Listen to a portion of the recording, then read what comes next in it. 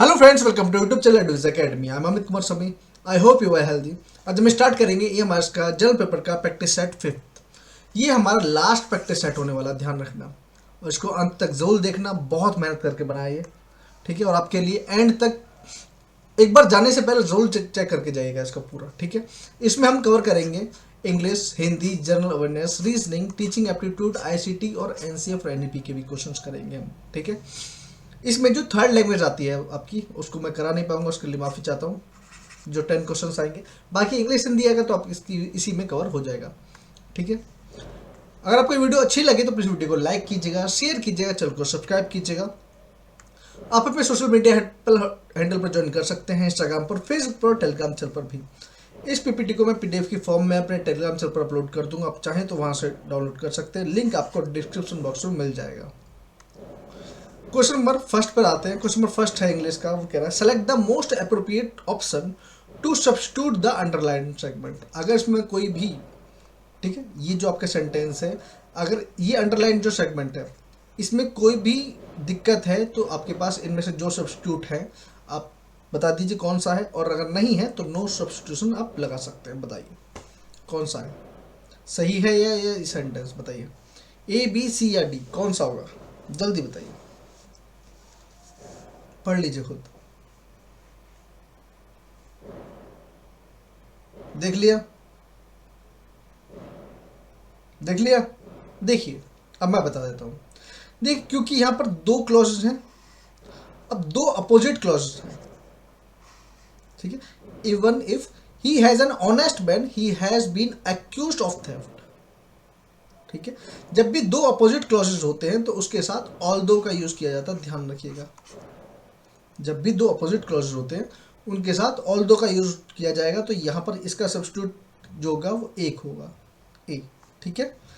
मतलब हालांकि वह एक ईमानदार आदमी है मगर फिर भी उस पर चोरी का इल्जाम लगाया गया। दूसरा, इन the sentence identify the segment which contain the grammatical error. अगर इस सेंटेंस में कोई भी ग्रामेटिकल एरर है तो बताइए, नहीं है तो नो एरर लगाइए। बताइए कहीं आपको दिक्कत हो रही है? ए, बी, सी, डी, कौन सा?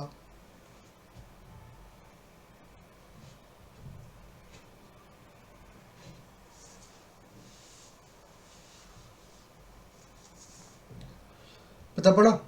देखिए, जब भी आपके पास जो मेन क्लॉज है, ठीक है, वो आपका जब फ्यूचर में होता है तो जो आपका सबऑर्डिनेट क्लॉज है वो आपका प्रेजेंट में होगा, ना कि पास्ट में, ठीक है। तो यहां आएगा we will have to walk now since we have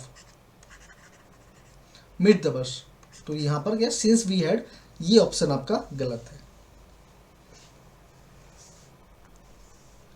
question number third देखिए। क्वेश्चन नंबर थर्ड है what is the most appropriate antonym of the given word impede. तो एम्पीड का बताइए इसमें से कौन सा एंटोनियम होगा? थॉट होगा, रिटार्ड होगा, हैम्पर होगा या एक्सपेडाइट आएगा?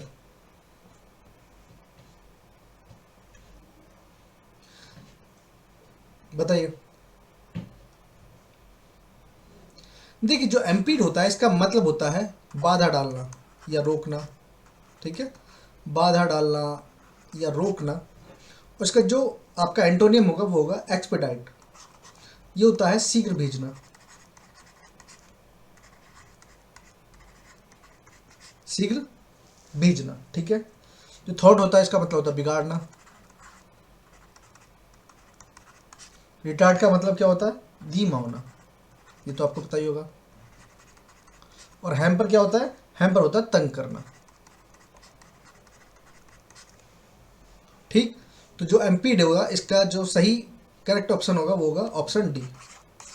ऑप्शन डी होगा। क्वेश्चन अगर हम फोर्थ की बात करें तो क्वेश्चन नंबर फोर्थ है what is the most appropriate synonym of the given word perpetuate. जो परपेचुएट होता है इसका सिनोनिम क्या होगा? रिलीज होगा, प्रिवेंट होगा, केस होगा या फिर प्रिजर्व होगा?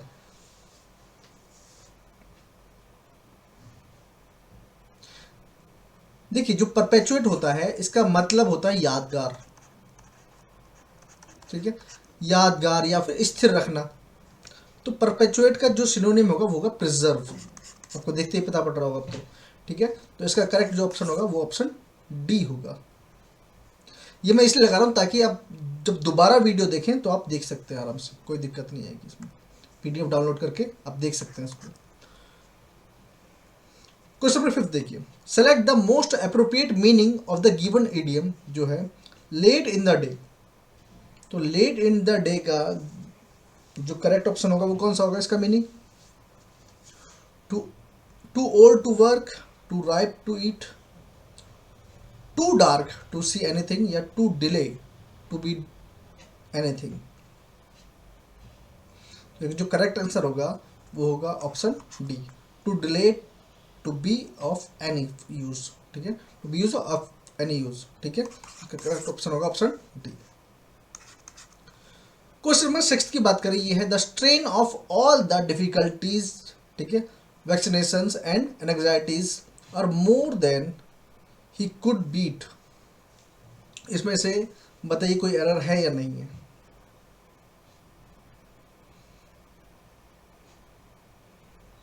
The strain of all the difficulties, vaccination and anxieties are more than that he could beat.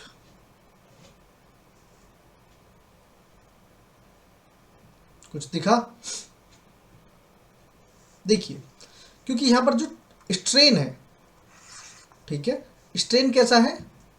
Strain singular है, ठीक है, इसलिए यहां पर आपका आर की जगह इसका यूज होगा, ध्यान रखिएगा, आर की जगह इसका यूज होगा, तो इसलिए ऑप्शन सी आपका करेक्ट है।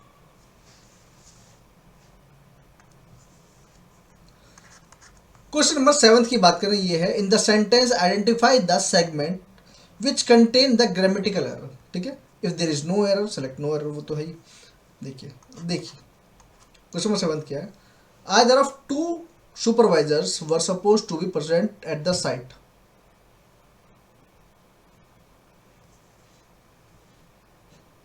बताइए।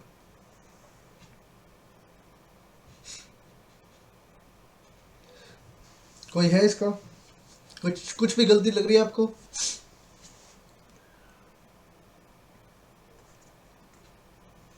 देखिए, जो आइदर है वो एक डिस्ट्रीब्यूटिव प्रोनाउन है, ठीक है, जो अपने आप में ही सिंगल है, ठीक है। जो सिंगुलर है तो यहां पर वर का यूज नहीं होगा, वास का होगा, ठीक है। तो यहां क्या आएगा? Either of the two supervisors was suppose to be present at the site. कोई दिक्कत नहीं। तो इसका करेक्ट ऑप्शन क्या आएगा? Option A. क्वेश्चन नंबर 8 देख लेते हैं। क्वेश्चन नंबर 8 है select the lettered pair or word that has the same relationship as the original pair of word. जैसे जोक रिलेट करता है लाफ से, ऐसे ही कौन सा किससे करेगा? देखिए, ये क्वेश्चन आपका रीजनिंग में भी पूछा जा सकता था, है ना, लेकिन यहाँ पर पूछे गए। और ये ऐसा है, मैंने कुछ हवा में क्वेश्चन नहीं दिए, ये आपके प्रीवियस क्वेश्चंस जो आ चुके हैं, जो टीचिंग एग्जाम्स में आए हैं, वही मैं दे रहा हूँ, अलग से कुछ नहीं दे रहा हूँ। देखिए, जब कोई भी जोक सुनाता है तो क्या होता है? आपको हंसी आती है, और जब कि सर में दर्द होता है तो वो पेन, मतलब सर हेडेक जो है वो रिलेट करता है पेन से, ठीक है। तो आपका बी ऑप्शन इसका करेक्ट है, ठीक है। एक मिनट यहां पर लगा देता हूं, ठीक है। तो आपका बी ऑप्शन जो है वो करेक्ट है। क्वेश्चन नंबर 9 देखिए। क्वेश्चन नंबर 9 क्या है? Which of the following word is an interjection. बताइए, इसमें से आपका इंटरजेक्शन क्या होता है? देखिए, इंटरजेक्शन क्या होता है? जो आपका सडन एक्सप्रेशन होता है, जो सडन फीलिंग जो निकलती है वो होती है ना। जैसे हम क्या बोलते हैं? ओ गॉड, ठीक है। तो जो इसमें क्या है? इसमें ओ क्या है? इंटरजेक्शन है। तो आपका जो डी है वो करेक्ट आंसर है। क्वेश्चन नंबर 10 की अगर हम बात करें, क्वेश्चन नंबर 10 है choose that one which can be substitute for the given word sentence. A particular method of working क्या बोलते हैं उसको। इसमें बच्चे कंफ्यूज ना हो, मैं इसलिए बता रहा हूँ, थोड़ा सोच के बोलिएगा कौन सा होगा।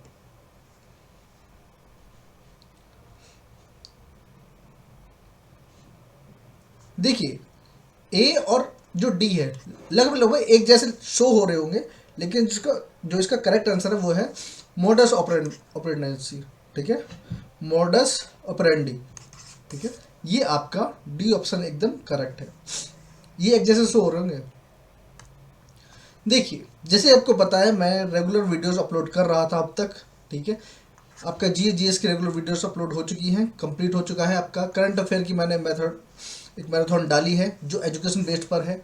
आईसीटी हमारा कंप्लीट हो चुका है, टीचिंग एप्टीट्यूड करा चुका हूँ मैं, एनईपी वन शॉट वीडियो दे चुका हूँ, एनसीएफ की रेगुलर वीडियोस दी थी वन शॉट वीडियो, सॉरी इसकी वन शॉट वीडियो थी, हिंदी करा चुके हैं। और प्रैक्टिस सेट हमारे 5 जो है 5 प्रैक्टिस सेट दे चुका हूँ। ठीक है, और ये सब मैंने आपको फ्री में कराया है। इसके बदले क्या चाहिए मुझे, चैनल को सब्सक्राइब करके बिल्कुल जाइएगा। ठीक है, आपसे यही गुजारिश है, इतना कर दीजिए बस मेरे लिए। अब देखिए, अब चलते हैं हिंदी वाले पर। ठीक है, हिंदी का पोर्शन देख लेते हैं। हिंदी में है क्वेश्चन नंबर 11 देख लेते हैं। निम्नलिखित में से शुद्ध रूप कौन सा है बताइए। प्रदर्शनी जो है, प्रदर्शनी कौन सा सही लिखा है, ये तो आप बता ही देंगे, इसमें कोई दिक्कत थोड़ी ना है।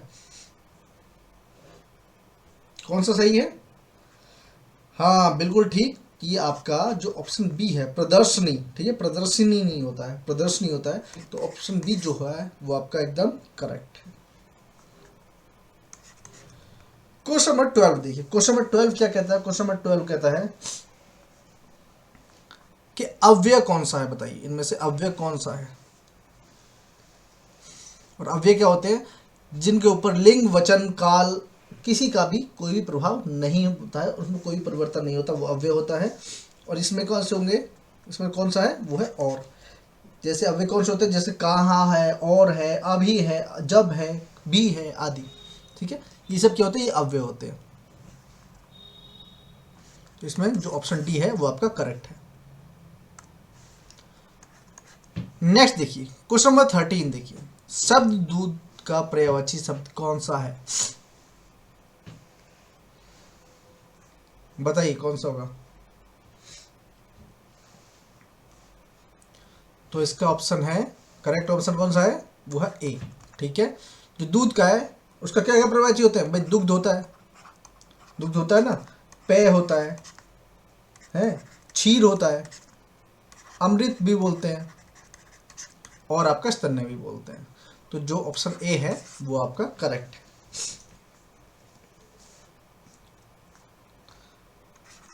क्वेश्चन नंबर हम 14 की बात करें, जीने की इच्छा, ये क्या होती है, क्या बोलते हैं, जीने की इच्छा को क्या बोलते हैं। जीने की इच्छा को बोलते हैं हम, बताइए, इसको बोलते हैं जिजीविषा। जो जीने की इच्छा होते हैं उसको जिजीविषा बोलते हैं। ठीक है, और जानने के लिए जो उत्सुक होता है उसको क्या बोलते हैं, जिज्ञासु बोलते हैं, है ना। और जो प्यास का इच्छुक होता है, पीने का इच्छुक होता है, उसको तो पिपासु बोलते हैं। ओ सॉरी, जिज्ञासु ये रहा, हाँ जिज्ञासु। जिज्ञासु क्या होता है, जिज्ञासु एक अलग चीज है। जिज्ञासु को मैं आपको बताऊं तो ये होता है जैसे कोई भी जो जीत या विजय का इच्छुक होता है। ठीक है, जो जीत या विजय का इच्छुक होता है उसको जिज्ञासु बोलते हैं, जिज्ञासु, वो आपको पता ही है। तो इसका करेक्ट आंसर क्या होगा, इसका होगा आपका जीने की इच्छा, होगा बी।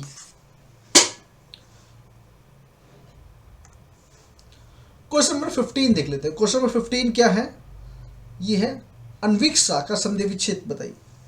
अन्वीक्षा का संधि विच्छेद क्या है।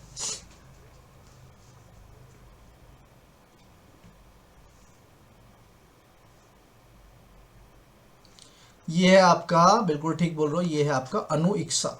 ठीक है, और इसमें कौन सी संधि है, ये है आपकी यण स्वर संधि।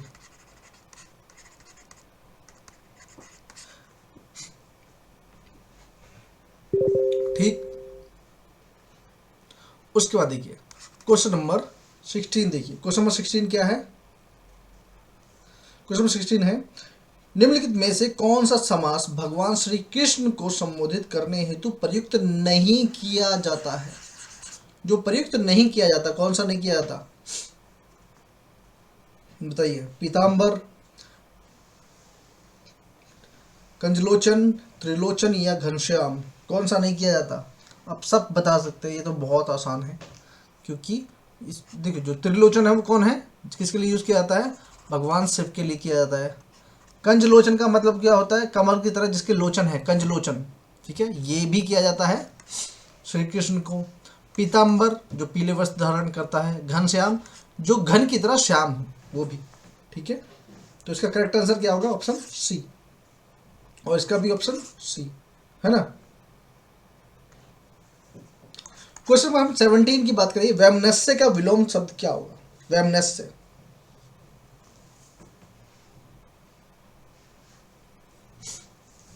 अच्छा बताइए वैमनस्य क्या होता है?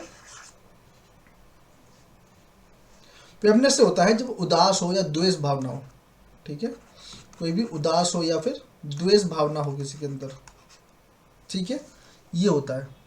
तो द्वेष भावना होगी तो इसका आपको विलोम शब्द बताना है, तो ये कौन सा होगा? ये है आपका सौम्यस्य, प्रसन्न, ठीक है, प्रसन्नता। तो इसमें आपका बी जो होगा वो ऑप्शन एकदम करेक्ट है। क्वेश्चन नंबर हम 18 की बात करिए है, राम की गाय चढ़ती है में कौन सा कारक है? बताइए कौन सा कारक है? इसमें आपका संबंध कारक है, ठीक है। जब भी कोई भी सेंटेंस हो आप में पूछा जाए कि किसकी, देखिए किसकी गाय है तो राम की गाय है, ठीक है। ये अब पूछा जाए कि मुकेश का बगीचा है तो किसका बगीचा है? मुकेश का। तो इसमें क्या है? इसमें भी संबंध कारक है, सिंपल सी बात। जहां भी रिलेशन आ जाए तो यहाँ पर कौन सा होगा? संबंध कारक होगा, ठीक है। तो ऑप्शन जी सी जो है वो आपका करेक्ट होगा। क्वेश्चन नंबर 19 देखिए, ए का उच्चारण क्या है? जो अ है उसका उच्चारण क्या है बताइए? जो अ है उसका उच्चारण स्थल कौन सा है?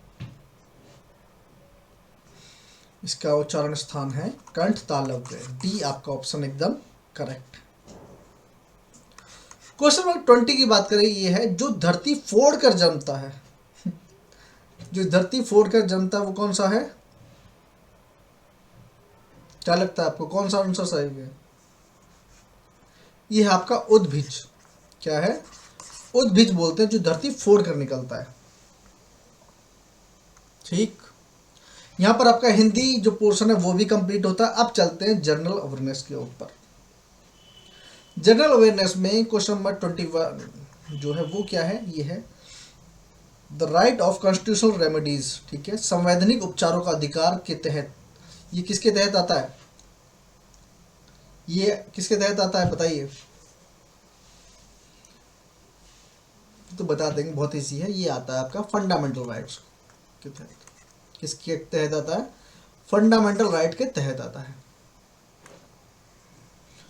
Question number 22। क्वेश्चन नंबर 22 क्या है?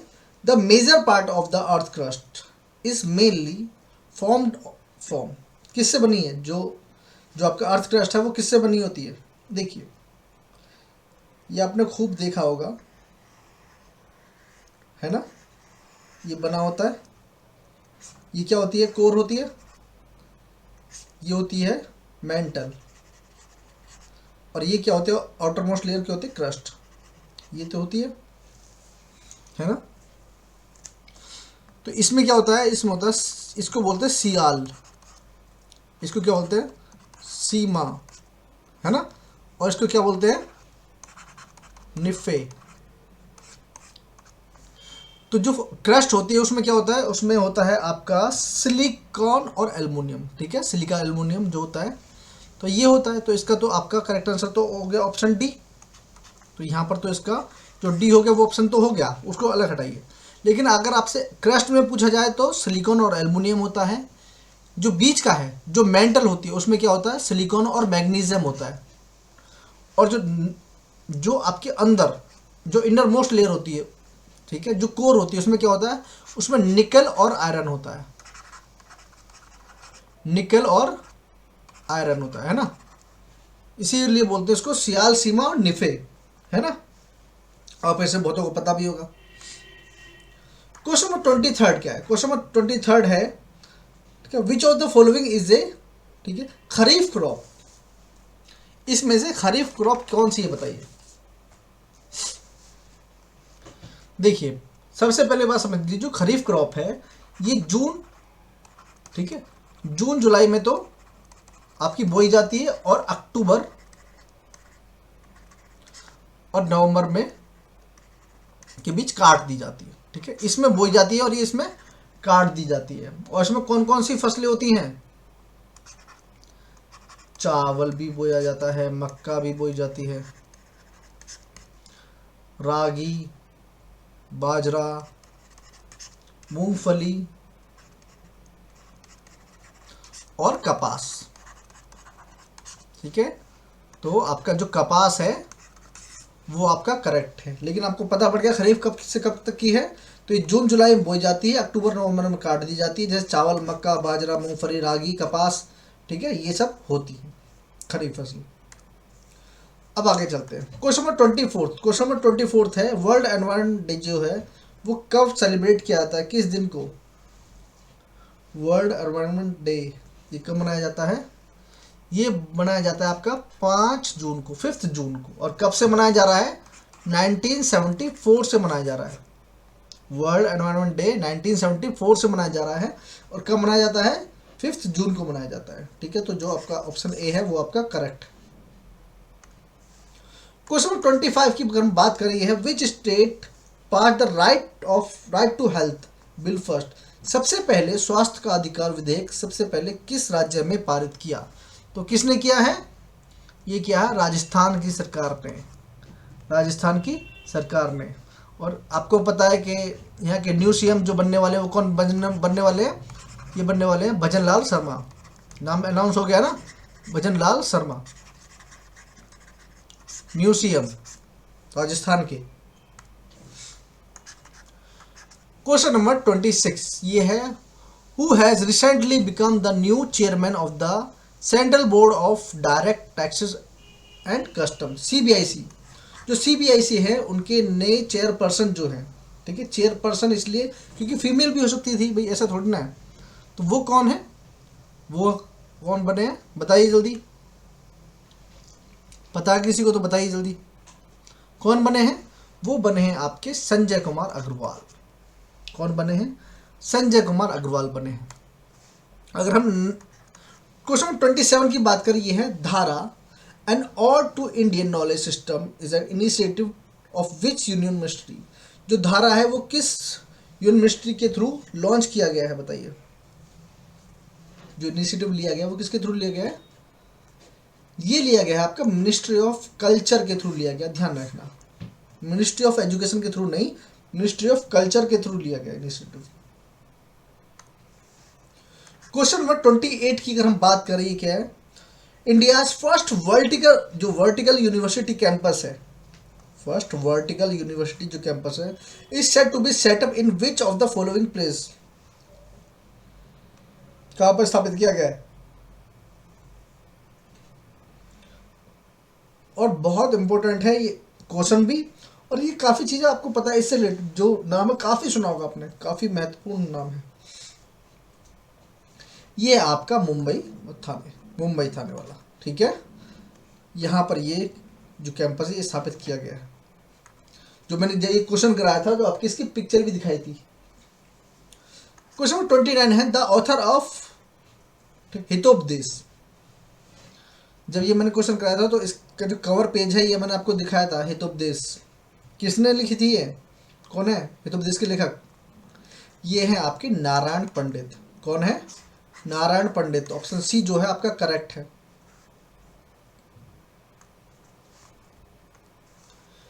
क्वेश्चन नंबर 30 देखिए, क्वेश्चन नंबर 30 क्या है? Which of the following statement in India to implement the new education policy 2020। नई शिक्षा नीति 2020 लागू करने वाला भारत का पहला राज्य कौन सा है? कहां पर हुई होगी सबसे पहले? कहां पर हुई होगी? बिल्कुल सही बात, ये हुई आपकी कर्नाटक में, ठीक है, कर्नाटक। तो ऑप्शन जो ए है वो आपका एकदम करेक्ट है।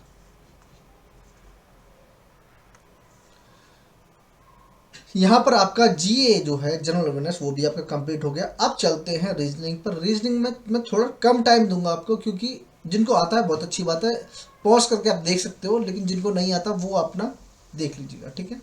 अगर हम क्वेश्चन नंबर 31 की बात करिए, सेलेक्ट द ऑड नंबर, ठीक है, फ्रॉम द फॉलोइंग। इसमें से बताइए कौन सा ऑड होगा, बताइए। 17, 51, 23, 29, कौन सा होगा ऑड? तो जो इसमें आपका ऑड है ये आपका 51 है। क्यों? क्योंकि बाकी 17, 23 और 29 ये कैसे हैं, ये आपके, ठीक है, प्राइम नंबर है, आपके प्राइम नंबर है ये। तो और जो 51 है वो प्राइम नंबर नहीं है, तो इसलिए जो ऑप्शन बी है वो आपका एकदम करेक्ट है। कोई दिक्कत? ठीक है, अभाज्य संख्या बोलते हैं इनको, ठीक है। क्वेश्चन नंबर 32 की बात करें, देखिए यहाँ पर मैंने एक फोटो लगाया इसलिए ताकि आपको थोड़ा सा इजी रहे समझने के लिए। देखिए इसमें बोला है यदि, ठीक है, जो y है वो 2 है, ठीक है, पी यानी कि 11, 22, 13 है, तो 10, 6, 18, 24, 16। अगर आप गौर से देखेंगे तो इसमें क्या किया है, जो y है वो 2, मतलब y है वो इसके अपोजिट डायरेक्शन में जो 2 है, बी सेकंड नंबर पे ना, तो उसकी जगह पर दिया गया है। p जो है 11 की तरफ दिया गया, तो देखिए p जो है यहाँ पर कहाँ है, ये रहा, और p के ऊपर क्या है 11, जो e है, जो ई है वो क्या है 22, मतलब अपोजिट डायरेक्शन में जो नंबर है वहां पर आया है, इस तरीके से बनाया गया। तो हमें क्या बनाना है, हमें बनाना है 10, 6, ये लिखना है 10, 6, 18, 24, 16। तो ये कहाँ पर है, 10 कहाँ पर आएगा, क्यू, ठीक है, ये कहाँ पर आएगा, यू की जगह पर। 18 ये कहाँ पर है, आई, ये कहाँ पर है, सी, और ये कहाँ पर है, के। गौर से देखिए, ठीक है। अब पॉज करके आराम से देख लीजिएगा। तो ये कौन सा बना, ये आपका बना ऑप्शन ए। ऑप्शन ए इसका करेक्ट आंसर है, ठीक है। तो ये क्या आ गया आंसर, ए आ गया आंसर। मैंने आपको बता दिया है, आराम से पॉज करके देख लिएगा, कोई दिक्कत नहीं। नेक्स्ट क्वेश्चन पर चलते हैं। Question number 33। क्वेश्चन नंबर 33 क्या कर रहा है, उत्तर दिशा में यात्रा करने के बाद, ठीक है, सुंदर ने 5 किलोमीटर उत्तर दिशा में यात्रा, 5 किलोमीटर कहाँ हुआ पहले, 5 किलोमीटर उत्तर दिशा में यात्रा की। भाई ऐसे होता है ना, आप ये मान के चलो, ऐसे होता है ना भाई, ईस्ट, वेस्ट, नॉर्थ, साउथ, या पूर्व, पश्चिम, उत्तर, दक्षिण। तो 5 किलोमीटर उत्तर दिशा में चला, उसके बाद यात्रा करने के बाद वह पूर्व में, मतलब इस साइड को, पूर्व में 6 किलोमीटर चला जी, 6 किलोमीटर चल दिए। उसके बाद फिर वह दक्षिण की ओर घूम गया, दक्षिण की ओर घूम गए, और फिर 5 किलोमीटर चला। अब पूछ रहा हुआ प्रस्थान स्थल से कितनी दूर है, यहाँ से कितनी दूर पर होगा, इसके बीच में 6 किलोमीटर की तो दूरी है, देखो 6 किलोमीटर की तो है। तो ये क्योंकि यहाँ से चला, देखिए यहाँ से चला, ऐसे चला, फिर ऐसे चला, फिर ऐसे चला, चल गया, तो इसके बीच की दूरी कितनी होगी, 6 किलोमीटर। तो ये ऑप्शन जो डी है वो आपका करेक्ट है। क्वेश्चन नंबर 34 की हम बात करें। क्वेश्चन नंबर 34 देखिए बहुत इंपॉर्टेंट है और बहुत इजी क्वेश्चन, अगर करने पर आओगे तो। यहाँ पर देखिए जब भी आपके पास इस तरीके से कोई भी ट्रायंगल बने और आपसे पूछा जाए इसमें से इसमें कितने ट्रायंगल बन रहे हैं, तो आप ये देखिए जब भी इस टाइप का क्वेश्चन आएगा तो देखिए 1, 2, 3, 4, यहाँ से 4 ट्रायंगल बनने में लिए, 1, 2, 3, 4, इधर से भी 4 बनने, और 1, 2, 3 और 4, 4 बनने हैं। तो यहाँ पर जो आपका जो n है, n हम 4 मान लेंगे। क्या मान लेंगे, n 4 मान लेंगे। अब इसका फॉर्मूला होता है, फॉर्मूला क्या होता है, फॉर्मूला होता है आपका n+2, 2n+1 अपॉन में 8, ये इसका फॉर्मूला होता है, ठीक है। अब लगा दीजिए इसकी जगह भाई 4 + 2, और मैं देखो 4 टू जा 8, 8 प्लस 1 अपॉन में 8 हो गया। तो ये कितना बताओ, देखो 4 5 6 6 24, 24 और 9 बटे 8, 8 तिया 24, 9 तिया 27, ये आपके 27 आपका करेक्ट आंसर है। सी आपका करेक्ट आंसर हो गया। कोई दिक्कत, कोई भी दिक्कत हो आप मुझे कमेंट सेक्शन में पूछ सकते हो, कोई भी दिक्कत नहीं।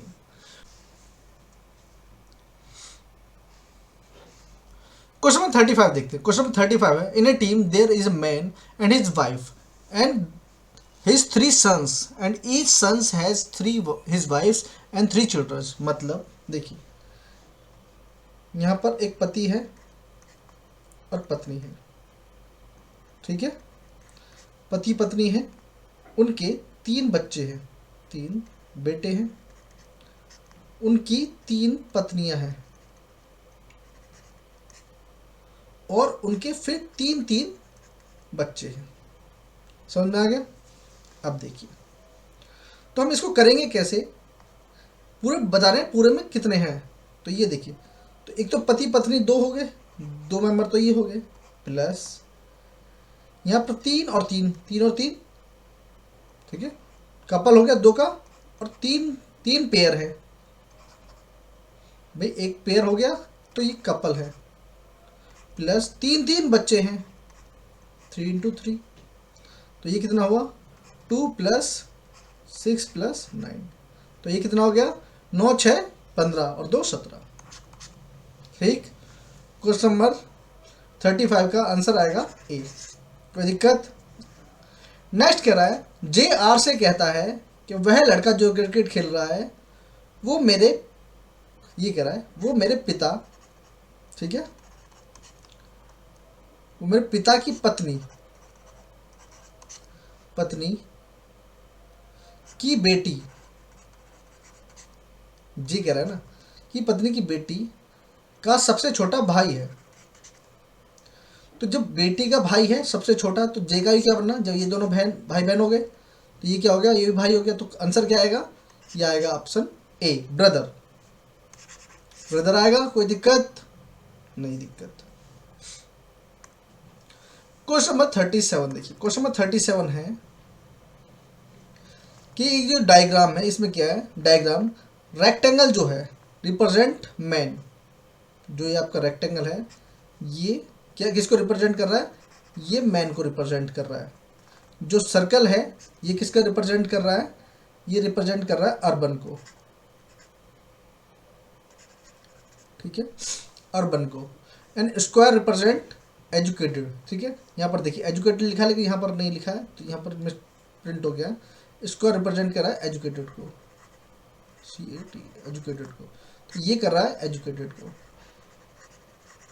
एजुकेटेड को कर रहा है। तो पूछ रहा है कि which region represent educated urban man, जो तीनों को रिप्रेजेंट कर रहा है, तो वो कौन सा है, वो आपका 4th हो गया, है ना भाई। इसमें जो 4th है ये देखिए, ये मैन भी है, अर्बन भी है और एजुकेटेड भी है। ठीक, अब चलते हैं क्वेश्चन नंबर 38 पर। तो क्वेश्चन नंबर 38 यहाँ पर हम आराम से एक्सप्लेन नहीं कर पाएंगे, ठीक है। क्वेश्चन नंबर 38 यहाँ पर ये समझ लीजिए बस कि जब भी इस टाइप का क्वेश्चन आए तो आपको त्रिकोणबाजी करके देखिए 2 को मिला के कोई ना एक का आंसर आएगा, या इन दोनों को मिला के ये आना चाहिए, या फिर इन दोनों को मिला के ये आना चाहिए, इस टाइप से होता है। अब इसको एक्सप्लेन करते हैं नेक्स्ट पेज पर तसल्ली से, ठीक है। कहीं भी अगर आपको लगे नहीं समझ में आ रहा तो बता दीजिएगा, ठीक है। यहाँ पर जो दे रखा है, यहाँ पर हमें ये दे रखा है, एक ये है, एक ये है और एक ये है। ये क्या है, यहाँ पर दे रखा है 156, यहाँ पर 12 है और यहाँ पर आपका 15 दे रखा है। यहाँ पर क्या है, यहाँ पर आपका देखा 323 है, यहाँ पर आपका 21 है, यहाँ आपका 17 है, यहाँ पर आपका देखा 525 है, 525, यहाँ पर आपका देखा 25 और यहाँ पर आपका कुछ नहीं दे रखा, ये आपका है, ठीक है। तो हम इसको कैसे एक्सप्लेन करेंगे कि जब भी आपको ये लाना है 156 लाना है, कैसे आ सकता है, या तो 12 आया, या तो भाई इसको इससे डिवाइड करो ये आए, या फिर इसको इससे डिवाइड करो ये आए, कुछ ऐसा होना चाहिए। लेकिन जो होगा वो मैं डायरेक्ट बता देता हूँ आपको। इसमें होगा जो पहला वाला उसमें होगा, ठीक है, जो 15 है, ठीक है, जो 12 है उसको मल्टीप्लाई करेंगे हम, ठीक है, 12 मल्टीप्लाई बाई 15, ठीक, एंड माइनस करेंगे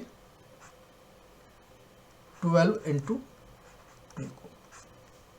12 को मल्टीप्लाई बाई 15 और 12 से मल्टीप्लाई करेंगे 2 को, तो जो आंसर आएगा वो कितना आएगा, देखिए 12 को जब 15 से मल्टीप्लाई करेंगे तो कितना आएगा, ये आएगा 180 और माइनस में 12 दूनी 24, तो जब 180 में से 24 माइनस करेंगे तो कितना आएगा 156, ठीक, आ गया। अब ठीक है 230, ठीक है 323 लगाना है, तो 323 कैसे आएगा, पहले अब इसको इससे मल्टीप्लाई करो, 17 को हमने मल्टीप्लाई कर दिया 21 से, दूसरा 17 को हम मल्टीप्लाई करेंगे 2 से, भाई इसको इससे मल्टीप्लाई करो, इसको 2 से मल्टीप्लाई करो, इससे इससे मल्टीप्लाई करो, इसको 2 से मल्टीप्लाई करो, तो यहाँ पर कितना आया, 17 को 21 से जब मल्टीप्लाई किया तो आया 357, माइनस जो 17 को 2 से करेंगे तो 17 दूनी 34, 34 आ गया, तो इसको इससे माइनस करेंगे तो कितना आएगा, ये आएगा 323। नेक्स्ट अब देखिए 25 को इससे मल्टीप्लाई करते हैं, लेकिन ये तो हमें दे नहीं रखा, तो 25 को लेकिन फिर भी हम x से मल्टीप्लाई कर लेते हैं, ठीक है, नहीं, दूसरा 25 को मल्टीप्लाई करेंगे हम 2 से, और जो आंसर आएगा वो कितना आएगा 525 आएगा, अभी हमने करके दिखा दिया। अब देखिए जब ये तो हमारे पास क्या बन गई, इक्वेशन बन गई, अब अकॉर्डिंग टू क्वेश्चन जो रिप्रेजेंट हो रहा है, देखिए 25x हो गया, जो माइनस में इधर जाके प्लस में चला जाएगा, तो 525 प्लस 50, ये 25 दूनी 50, तो ये कितना आ गया 575 आ गया। अब x करके 575 डिवाइड बाई 25, 25 दूनी 50, यहाँ कितना बचा 7, और 25 दिया 75, 23 बचे, तो जो आपका आंसर आएगा 23, देखते हैं अब इक्वेशन में है या नहीं है, 23 है, तो ये रहा आपका आंसर, ऑप्शन सी जो हो गया वो आपका एकदम करेक्ट हो गया, कोई दिक्कत नहीं। ये आपका इसमें मैंने एक्सप्लेन कर दिया है किस तरीके से आया है, आराम से देख लीजिएगा आराम से। क्वेश्चन नंबर 39 है, which word will come fourth in the dictionary. पहली बात तो डिक्शनरी कौन यूज कर रहा है, लेकिन फिर भी देखिए रीजनिंग का क्वेश्चन है, हम करेंगे इसको। ये है कि आपका जो इसमें से कौन सा वर्ड है जो आपका 4th नंबर पे आएगा, तो देखिए अल्फाबेटिकल चलते हैं, तो Z जो X है XYLO, ये तो सब में है, P भी सब में है, लेकिन जो सबसे एंड में क्या आता है, Y आता है, तो आपका जो C हो गया वो आपका करेक्ट आंसर हो गया, तो option C is the correct answer. Next कह रहा है which figure shows the relation between computer, internet, information and information communication technology. जो कंप्यूटर, इंटरनेट और ICT तीनों को रिप्रेजेंट करे, किस तरीके से करेंगे वो बताइए हमें, किस तरीके से करेंगे। देखिए तो यहाँ पर ये कंप्यूटर आ जाएगा, ये आ गया आपका इंटरनेट, और ये टोटल हो गया, ये हो गया ICT, ठीक है। तो जो आपका ऑप्शन जो बी है, बी ऑप्शन जो है वो एकदम करेक्ट है, ठीक है। कंप्यूटर, इंटरनेट और ICT के अंदर ही कंप्यूटर और इंटरनेट दोनों आएंगे, है ना। वैसे भी हम कर चुके हैं, है ना, कर रहे हैं ICT के क्वेश्चंस भी। देखिए यहाँ पर आपका रीजनिंग भी कंप्लीट हो गया है। आपको क्वेश्चंस की क्वालिटी कैसी लग रही है कमेंट सेक्शन में ज़रूर बताइएगा, और चैनल को सब्सक्राइब कर दीजिए यहीं पर, अभी की अभी प्लीज़ कर दीजिए। चलते हैं फिर आगे, करिए जल्दी करिए, अभी नहीं रहा, कर दीजिए। चलिए ठीक है, टीचिंग एप्टीट्यूड पर आते हैं, तो क्वेश्चन नंबर 41 देख लेते हैं। 41 टीचिंग एप्टीट्यूड के क्वेश्चंस बहुत अच्छे हैं। देखिए teachers primary duty is, teachers की जो प्राइमरी ड्यूटी है वो क्या होती है बताइए। To raise intellectual standard of students, to improve physical standard of students, to help all round development of students, to give more and more homework to the student. देखिए जो टीचर्स होते हैं, जो शिक्षक का प्राथमिक कर्तव्य क्या होता है बताइए। छात्रों के बौद्धिक मानकों को बढ़ाना, छात्रों के शारीरिक मानकों में सुधार करना, ठीक है, जो विद्यार्थियों के सर्वांगीण विकास में सहायता करना है, विद्यार्थियों को अधिक से अधिक होमवर्क देना। देखिए सबसे पहले जहाँ पी ऑल राउंड डेवलपमेंट है, जहाँ इसकी मतलब क्या होता है होलिस्टिक डेवलपमेंट, जहाँ पर भी ये आ जाए टीचर्स की प्राइमरी ड्यूटी यही पर है, तो इसका करेक्ट आंसर आएगा ऑप्शन सी। होलिस्टिक डेवलपमेंट पर ही एनईपी भी जोर दे रहा है, वही चीज होनी भी चाहिए, है ना। क्वेश्चन नंबर 42 देखिए, अगर क्वेश्चन नंबर 42 देखें, ये क्या है, what are the school related factors which influence student adjustment in the school. ठीक है, विद्यालय संबंधी वे कौन से कारक हैं जो विद्यालय में विद्यार्थियों के समायोजन को प्रभावित करते हैं, बताइए कौन से। Adequate recreation facilities, proper training of student, classroom climate, या पार्शियल स्कूल एनवायरनमेंट। देखिए आपको स्कूल में मनोरंजन के लिए तो बुलाया नहीं है, ठीक है, वैसे बहुत से बच्चे जो है वो उसी चीज़ से खुश रहते हैं, बस इंटरटेन कर दे रहे हैं, बस मज़ेदार, है ना। तो ये तो आपका ऑप्शन जो है वो गलत हो जाएगा। आंशिक विद्यालय वातावरण, इसका भी कोई मतलब नहीं बनता। जो दो चीज़ है जो इफेक्ट करती हैं वो कौन कौन सी होती है, वो होती है क्लासरूम क्लाइमेट, ठीक है, ये भी इफेक्ट करता है, और प्रॉपर ट्रेनिंग ऑफ टीचर्स, ये भी इफेक्ट करता है। लेकिन जो यहाँ पर सबसे ज़्यादा करेगा, क्योंकि आप टीचर्स बनना चाह रहे हो, ठीक है, और बनने जा रहे हो, क्या बनना चाह रहे हो, जो बनने जा रहे हो, तो इसका मेन चीज़ क्या है यहाँ पर, जो मोर जो प्रेफरेबल आंसर होगा वो होगा आपका ऑप्शन बी। अब ऑप्शन बी क्यों, क्योंकि अगर टीचर की क्वालिटी अच्छी नहीं है, आपको पता है कि टीचर्स को टाइम टू टाइम ट्रेनिंग दी जाती है, ठीक है, आपके सेशंस लगते हैं, कुछ 5-6 दिन की क्लास हो गई, क्यों, क्योंकि ताकि आप अच्छे से अच्छे तरीके से बच्चों को समझ सको और उनके जो बिहेवियर में चेंज ला सको, ठीक है, इंटेलेक्चुअली आप काम कर सको। तो इसका ऑप्शन बी जो है वो आपका करेक्ट आंसर होगा। क्वेश्चन नंबर 43 देख लेते हैं, which of the following is most required characteristics of teacher as a leader. जो टीचर है उसका काम क्या है, जो मेन काम क्या है, जिसकी जो विशेषता है वो क्या है। कॉन्फिडेंस, गैदरिंग चिल्ड्रन, अनअकाउंटेबल, जो गैर जिम्मेदार है, तो ये तो वैसे ही, क्रिएटिव एंड इनोवेटिव, बताइए कौन सी चीज जो रिक्वायर्ड कैरेक्टरिस्टिक्स है जो टीचर के अंदर होनी चाहिए वो क्या है, बताइए। कॉन्फिडेंस, गैदरिंग चिल्ड्रन, देखिए ये चीज़ कब आएंगी, जब टीचर क्रिएटिव होगा, किसी भी चीज़ को 50 तरीके से करने का उसमें, ठीक है, क्रिएटिविटी होगी, एक ही तरीके से डर्रे पर नहीं चलेगा, तो क्या होगा, उससे कॉन्फिडेंस भी जनरेट होगा टीचर के अंदर भी और स्टूडेंट्स के अंदर भी, और उसके बाद उसी तरीके से बच्चे भी गैदर हो जाएंगे। तो इसके जो करेक्ट आंसर होगा वो ऑप्शन डी होगा। वो कौन सा होगा, वो आपका ऑप्शन डी होगा, ठीक है, डी ऑप्शन आपका करेक्ट है। क्वेश्चन नंबर 44 की अगर हम बात करें, out of the following which, ठीक है, which is the correct statement, आप बताइए। ये बहुत इंपॉर्टेंट है, बहुत इंपॉर्टेंट क्वेश्चन है, ठीक है।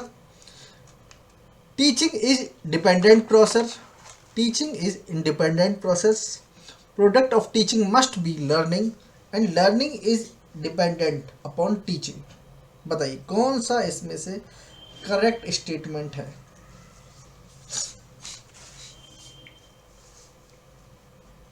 देखिए बताइए, यहाँ पर जहाँ तक मुझे संभावना है काफ़ी बच्चे गलती करेंगे। देखिए ये है, जो स्टूडेंट होता है वो डिपेंडेंट होता है, जो टीचर होता है वो इंडिपेंडेंट होता है, और जो मीडिएटर होता है वो क्या होता है, करिकुलम होता है। जो करिकुलम होता है वो मीडिएटर होता है। तो स्टूडेंट तो डिपेंडेंट है और टीचर क्या है, इंडिपेंडेंट है। लेकिन हमसे यहाँ पूछा क्या गया है, हमसे पूछा गया है टीचिंग, ना कि टीचर। और जो टीचिंग है वो एक डिपेंडेंट प्रोसेस है। क्या है, टीचिंग डिपेंडेंट प्रोसेस है। टीचर इंडिपेंडेंट है लेकिन टीचिंग क्या है, इंडिपेंडेंट नहीं है, डिपेंडेंट है टीचिंग। ठीक है, तो आपका ऑप्शन ए करेक्ट है। भाई जब अगर बच्चे ही ढंग से नहीं समझेंगे या फिर वो नहीं समझेंगे तो क्या होगा, बट टीचिंग तो डिपेंडेंट है। अब दूसरी बात, क्वेश्चन नंबर 45 देख लेते हैं। क्वेश्चन नंबर 45 क्या है, which of the following type of evolution, ठीक है, evolution is done during the teaching learning process. शिक्षण अधिगम प्रक्रिया के दौरान निम्नलिखित में से किस प्रकार का मूल्यांकन किया जाता है। ये देखिए बहुत इंपॉर्टेंट और बहुत मज़ेदार है। देखिए एक बात ध्यान रखना, जब भी ड्यूरिंग की बात करें, क्या बात करें, ड्यूरिंग की बात करें तो आएगा आपका फॉर्मेटिव। तो इसमें आपका आंसर तो आ गया सी।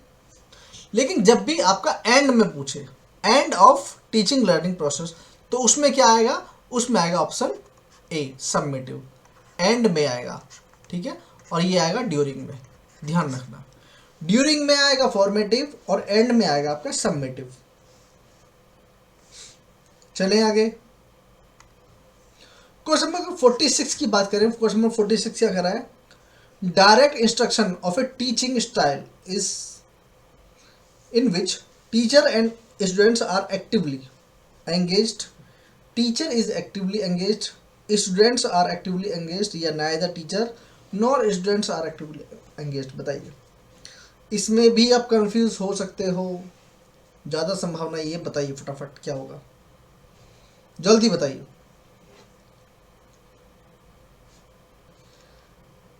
देखिए जब भी डायरेक्ट इंस्ट्रक्शन की बात करें तो ये क्या है, डायरेक्ट इंस्ट्रक्टर या डायरेक्ट मेथड जो होता है, जो डायरेक्ट मेथड होता है वो टीचर सेंटर्ड होता है।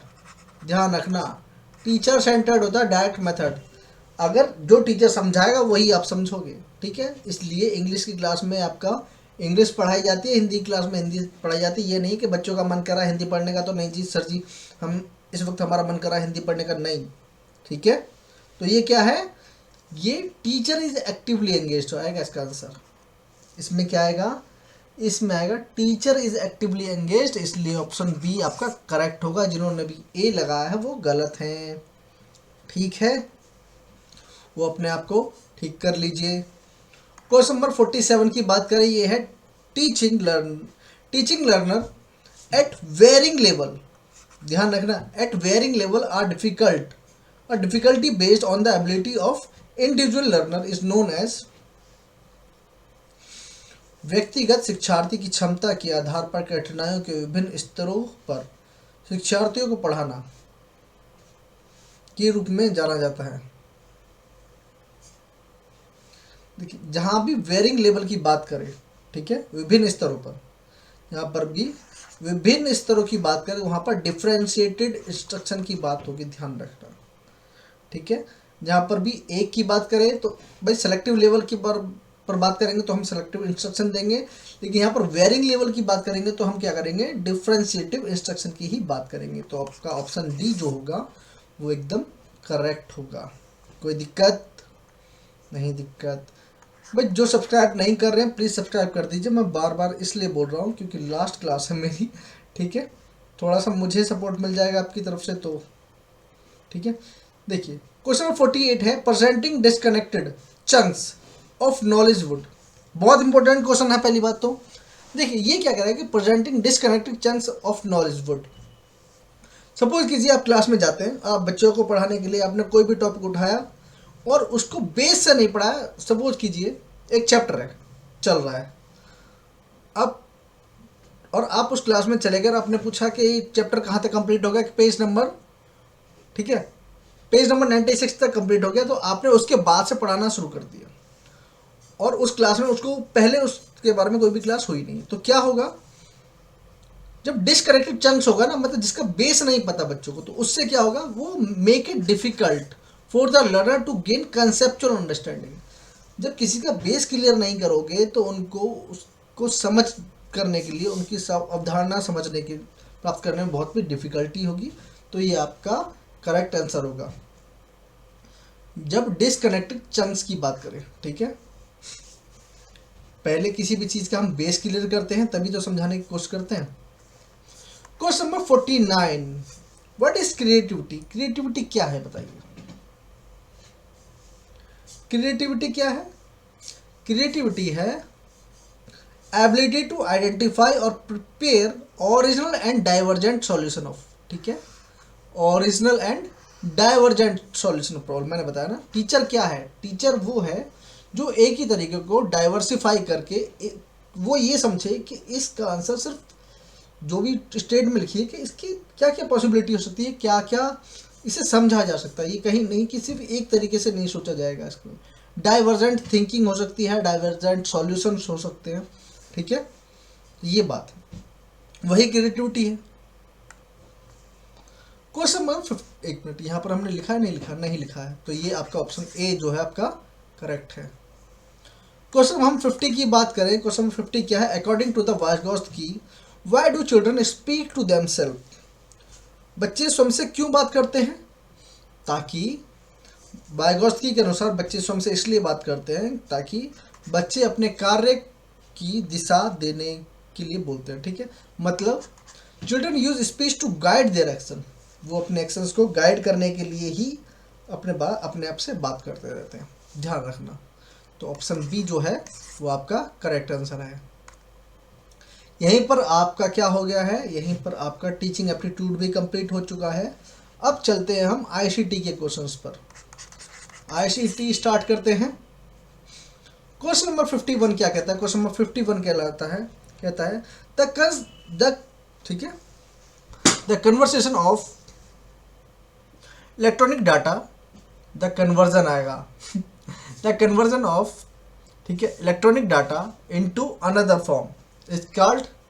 इलेक्ट्रॉनिक डाटा को किसी दूसरे रूप में परिवर्तित करने को क्या बोलते हैं? हम इनक्रिप्शन बोलते हैं। क्या बोलते हैं? इनक्रिप्शन बोलते हैं, इनक्रिप्शन। जब इलेक्ट्रॉनिक डाटा को किसी दूसरे रूप में परिवर्तित करते हैं, तो आपका बी ऑप्शन जो है वो एकदम करेक्ट है। क्वेश्चन नंबर 52 क्या है? ये है which transmission media has the highest transmission speed of network. आपको पता है इंटरनेट में जो सबसे ज़्यादा स्पीड से जो नेटवर्क ज़्यादा, वो कौन सा जाता है? वो जाता है ऑप्टिकल फाइबर में। किस में जाता है? ऑप्टिकल फाइबर में। तो आपका बी जो ऑप्शन है वो एकदम करेक्ट है।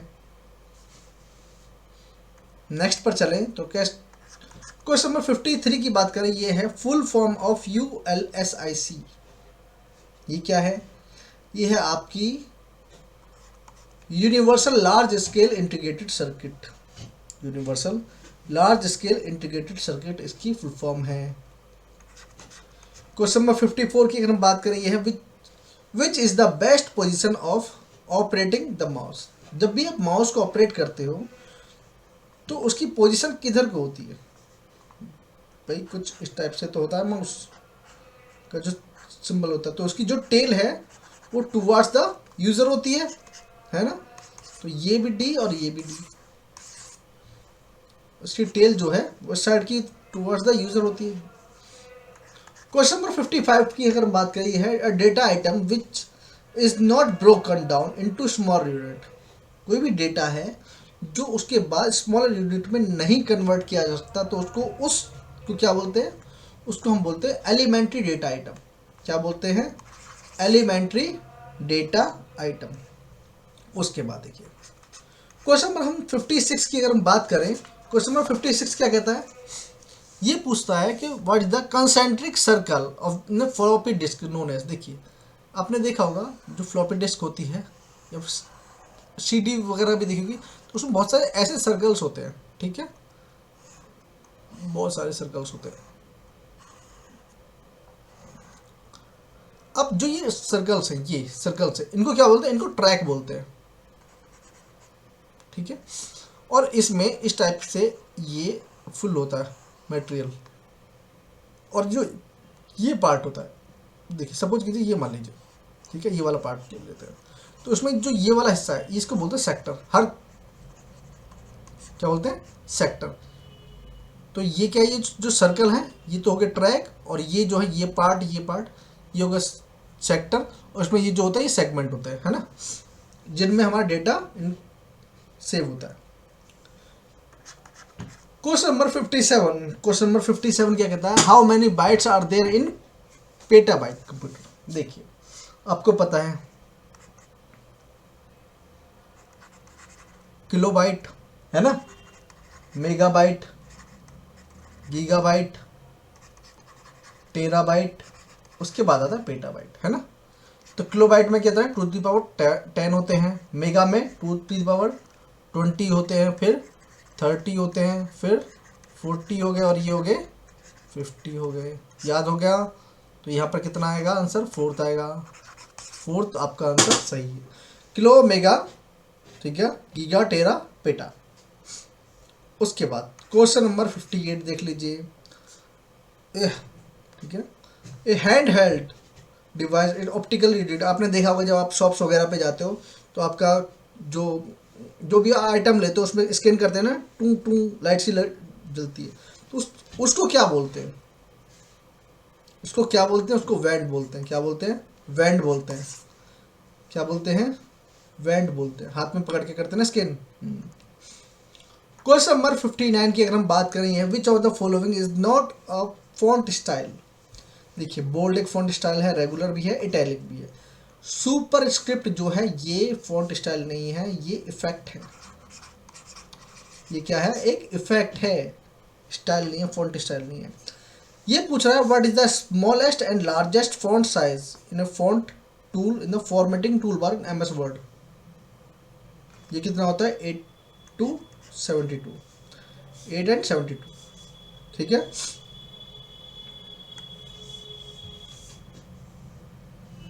उसके बाद क्वेश्चन नंबर 61, अब ये क्या कहता है, क्वेश्चन नंबर 61 कहता है NEP 2020 started to establish a national, ठीक है, रिपोजिटरी ऑफ हाई क्वालिटी, ठीक है, resources on fundamental literacy and numeracy of government digital platform. What the name of government digital platform. देखिए NEP 2020 में सरकारी डिजिटल प्लेटफॉर्म पर मूलभूत साक्षरता और संख्यात्मकता पर उच्च गुणवत्ता वाले संस्थान का एक राष्ट्रीय भंडार स्थापित करने की बात कही गई है। सरकार का नाम, उसका नाम क्या है डिजिटल प्लेटफॉर्म का, तो उसका नाम है दीक्षा। क्या है, दीक्षा नाम है। क्वेश्चन नंबर 62 की बात करें तो first education policy is passed by Indian parliament in which year. First education policy कब पास हुई थी, जो हुई थी 1968 में। C is the correct answer. Question number 63 की हम बात करें तो क्वेश्चन 63 है, भारत के संविधान की 8वीं अनुसूची में उल्लेखित किस भारतीय भाषा को स्कूल और उच्च शिक्षा के सभी स्तरों पर छात्रों के लिए एक महत्वपूर्ण समृद्ध विकल्प के रूप में पेश किया जाएगा, जिसमें त्रिभाषा सूत्र में एक विकल्प भी शामिल है। वो कौन सी भाषा है, वो है आपकी संस्कृत, क्योंकि हमें इसको बचाना पड़ेगा, ठीक है, संस्कृत, क्योंकि काफ़ी कम हो गई इसकी, उसको बचाने के लिए ये एक कदम उठाया गया है। क्वेश्चन नंबर 64 है, in NCF 2023 which course included in पंच course means life process energy. तो लाइफ प्रोसेस एनर्जी है, उसको क्या कहा गया है, उसको कहा जाता है मनोमय कोर्स। क्या जाता है, Manomaya course is the right answer, option 3rd is correct. आप थोड़ा सा डिटेल में इसको समझ लीजिए, ये मैंने स्पेशली आपके लिए स्लाइड डाली है। देखिए इसमें 5 में से आपसे एक क्वेश्चन पूछा जा सकता है, 2023 में ये इंक्लूड किया गया है। 5-fold डेवलपमेंट, ये क्या है, अन्मय कोर्स जो होता है वो फिजिकल डेवलपमेंट को अन्मय कोर्स बोलते हैं, लाइफ प्रोसेस को प्राणमय कोर्स बोलते हैं, ठीक है, प्राणमय कोर्स बोलते हैं, माइंड लेयर को मनोमय कोर्स बोलते हैं, विज्ञान में इंटेलेक्चुअल लेयर को विज्ञान में कोर्स बोलते हैं, और इनर सेल्फ को आनंद में कोर्स बोलते हैं। तो इसमें से अगर आपसे कोई भी क्वेश्चन पूछा जाए तो आप बता सकते हो, ठीक है, कोई भी दिक्कत नहीं। दिक्कत क्वेश्चन नंबर 65 और मेरी तरफ से आज का लास्ट क्वेश्चन है, according to NCF 2005 the role of teacher has to be, कैसा होता है, परमिसिव होता है, फैसिलिटेटिव होता है, अथॉरिटेटिव होता है, या डिक्टेटोरियल होता है, कौन सा होता है, हम सबको पता है। और teacher should be facilitative in nature, teacher should be facilitator और फैसिलिटेटिव इन नेचर। तो आपका जो बी ऑप्शन है वो आपका ठीक है। आप मुझे ये बताइए आपको ये वीडियो कैसी लगी। अगर आपको ये वीडियो अच्छी लगी तो इस वीडियो को लाइक कीजिएगा, शेयर कीजिएगा, चैनल को सब्सक्राइब कीजिएगा। ठीक है, आपको जितने भी मैंने देखिए, अगर आपको और इसके सेट्स देख रहे हैं तो आप प्लेलिस्ट में जाकर देख सकते हैं। और मैं नेक्स्ट वीडियो बनाने वाला हूँ रीजनिंग के ऊपर, रीजनिंग के प्रैक्टिस सेट कराने की कोशिश करूँगा। अगर आपको वीडियो चाहिए तो आप मुझे कमेंट सेक्शन में बता सकते हैं, वरना मैं यहीं पर ये हमारे कंप्लीट करता हूँ। आपको वीडियोस कैसी लगी जरूर कमेंट सेक्शन में बताइएगा। मिलते हैं नेक्स्ट वीडियो में, तब तक के लिए टेक केयर ऑल।